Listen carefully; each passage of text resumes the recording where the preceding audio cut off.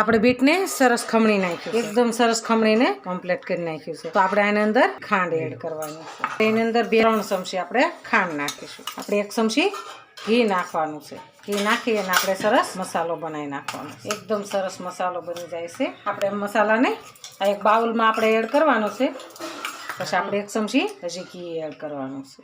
હવે આને ગેસ ઉપર મૂકીશું.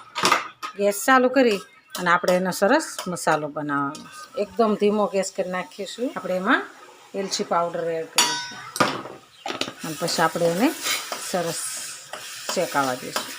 છોકરા બીટ ન ખાતા હોય ને તો આપણે આવી રીતના પરોઠા છે કે હલવો છે કે આવી રીતના કરીને ખવડાવી દઈએ તો છોકરું ખાય. અને અત્યારે શિયાળો છે તો શરીર માટે બહુ ગુણકારી છે. તો આપણે હવે આને નીચે ઉતારી લઈશું. હવે આપણે એના પરોઠા બનાવવાના છે. આપણે પરોઠા બનાવવા માટે ઘઉંનો લોટ લીધો છે. લોટને આપણે બાંધીને કમ્પ્લીટ રાખ્યો હતો.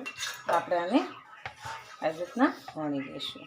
આપણે સરસ વણી લીધો છે. તો આપણે એમાં મસાલો એડ કરવાનો છે. મસાલો એડ કરીને આપણે આવી રીતના પછી આને આવી રીતના પેક કરી દેવાનો છે.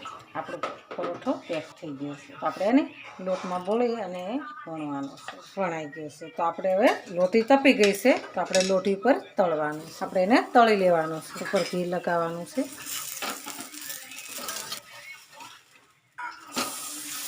ગેસને આપણે ધીમો જ રાખવાનો છે. આપણે ફરીવાર ઘી લગાવીશું. બની ગયો ને એકદમ મસ્ત. આપણે હવે ડીશમાં કાઢી દઈશું. તો તમે જોઈ શકો છો પરોઠાને એકદમ સરસ થઈ ગયો છે.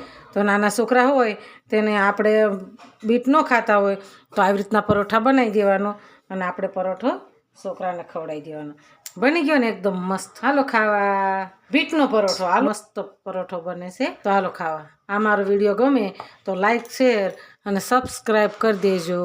રાધે રાધે.